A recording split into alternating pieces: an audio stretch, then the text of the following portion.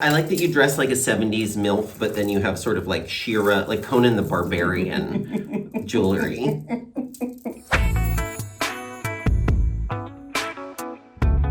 Hi there, I'm BenDeLaCreme. And I'm Jinkx Monsoon. And welcome to Precious Metals with Marie Claire. It's the Precious Metals Holiday Edition. Is it officially? I don't know, they didn't say that, but it's the holidays. I've got a lot of my jewelry out, and we're gonna be sharing some of our pieces and sharing the stories behind them. Well, let's just dig in and show off some of our very favorite pieces.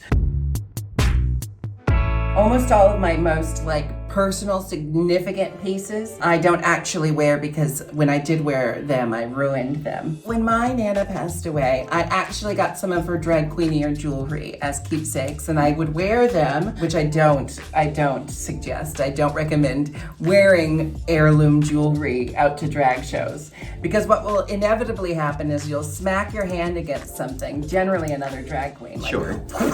And you'll lose one of the stones, like what happened here. This is a ring that was my grandmother's. It's all of her children's birthstones. Oh. I still keep the ring, of course, because it's very significant to me, but I put it on my altar now instead of wearing it, so it can radiate out the Nana energy. Oh, perfect. And charge all of my other crystals. It's some witch stuff. Most of these stories are going to be about me ruining jewelry because I don't know how to move like a human being. This is another fun ring that was given to me. My friend Christopher gave me this. It's well built, and the stones are kind of small and they're compact, so it doesn't get caught on a lot of things. This is most of the rings that I own, because like I said, I don't wear them. There's a couple more in here. Can't go wrong with crystal or red for the holidays, and then I don't know what this one is, just a little black doody-da. That's pretty, right? So I wear this when I want people to think I'm married to Rupert Grint, which is actually a huge plot point in one of my shows. Is it just because it's on your... It's on my ring finger. And that's what makes it a wedding Anything ring. becomes a wedding ring when you stick it on your ring finger. Didn't you know that? Just married. Oh, it's the wrong hand. These are two identical rings. I wear them as my wedding ring in my show, The Vaudevillians. And one is smaller and one is slightly bigger. And I bought two in different sizes for when I swell up after long flights. Clever. This is a ring that was given to me by my friend Heidi. It's an elephant. That's lovely. Yeah, it only fits on my pinky, even though it's one of those adjustable rings. Even at its most adjusted, At its most robust. Still only fits on my pinky. I flexed my mighty, meaty finger muscles. Mighty, meaty finger muscles. Mighty, meaty finger muscles. Mighty, meaty finger muscles. Mighty, meaty finger muscles. One of the nice things around the holidays is that you don't have to just wear traditional jewelry. You can wear Christmas ornaments attached to your ears. So this is something that a fan made for me and gave to me, and I actually love it so much. It's just a couple of little lightweight, unbreakable, de-shatterable Christmas baubles stuck on a hook, and then you just shove it in your ear hole. This is one of my favorite pieces. I got this at a secondhand store. It's just a crystal on a chain. I like to wear a lot of natural because, you know... She has a natural look. I'm so natural. So you got it, yeah. Just minimal makeup, a simple hairdo. This is another favorite piece. This was, I believe this was made for me by some jewelry makers named the Gemstoners. And, you know, I like this because it's, you know, it just kind of sticks out of your hair like you're some kind of rock princess. Your fans give you valuable crystals, and mine give me 99-cent plastic baubles. That's actually appropriate, because that's what I enjoy most. This is about as small as I ever go with an earring. It's just like a little, this is a demure little button. And I like this too, because I like paired with a red lip, and there's like a pink and red element to the ornament dress. And so I don't mind a pink earring with a red lip. I know a lot of people would say no, poo-poo that. They'd poo-poo it. This is a good example of an earring that's beautiful and impossible to wear. And I think I won this on Drag Race All-Stars. This is another Drag Race pair, but this one's actually my favorite, and I've worn them so much. But this is an example of that AB crystal that we were talking about, where there's really no color in it, but then it becomes every color. But also you can tell I really like it and wear it a lot because it's covered in nail glue as well. There's nail glue all over these crystals. I buy super cheap bridal jewelry because bridal jewelry is where humans and drag queens intersect.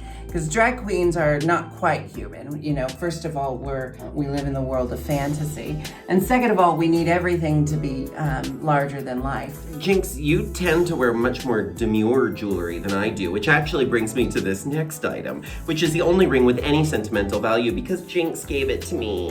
Oh, that's right.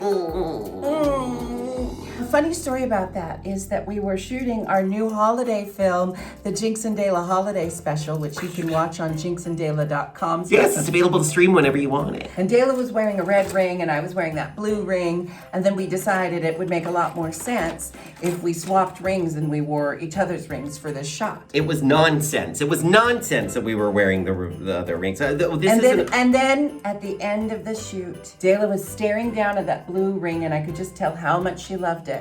So I said, you know what, Dela, I almost never wear that blue ring. Why don't you keep it? And she said, oh, Jinkx, that's so sweet. Thank you so much. And then stuck her hand out to take her red ring back.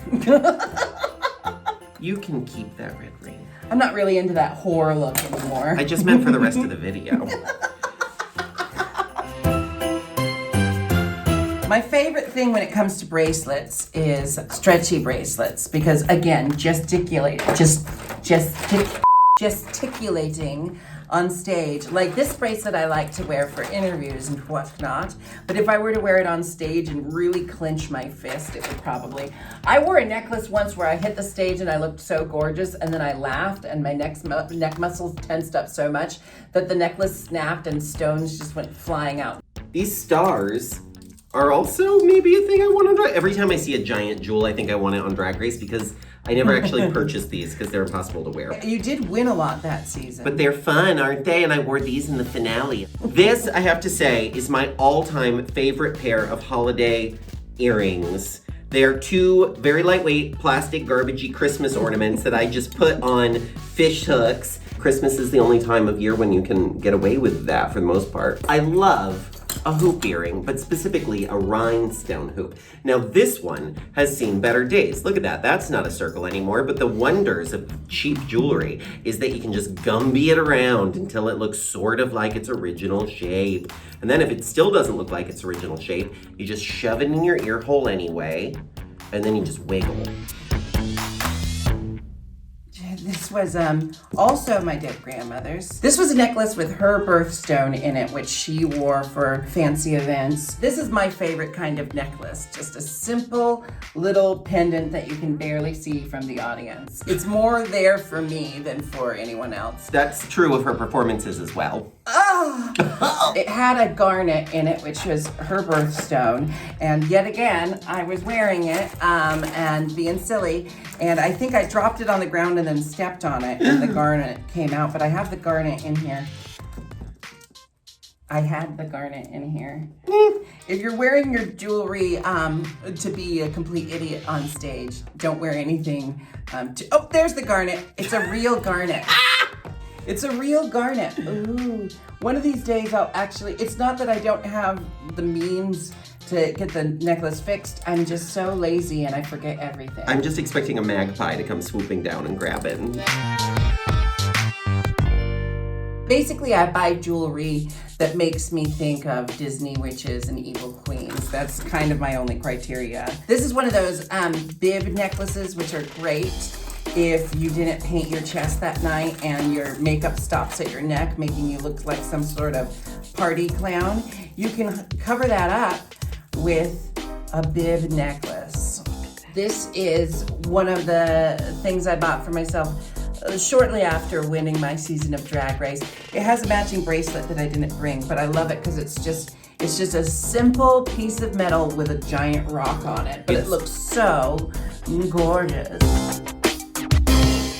I don't remember how I acquired this. Probably Santee Alley. And I like it because, you know, it kind of looks like opulence. Like I have so much gold, I can afford to just tie it in a knot. I insist on buying cheap jewelry because of how clumsy I am. The double-edged sword of that is that it turns my skin green a lot. And especially on my neck, because I paint my chest and my neck. and then the cheap metal reacts to the makeup, and then I take off the necklace Burns and a hole right and through it the looks like sternum. I've just been strangled. Which is why you're applying the makeup to your neck anyways, to cover that fact up. Yeah, but don't worry, we have a safe word. This is a little drag queen life hack. Wow. You put some cloth so that it never actually touches my skin. Let me look at this. This looks like you are flagging for piss play.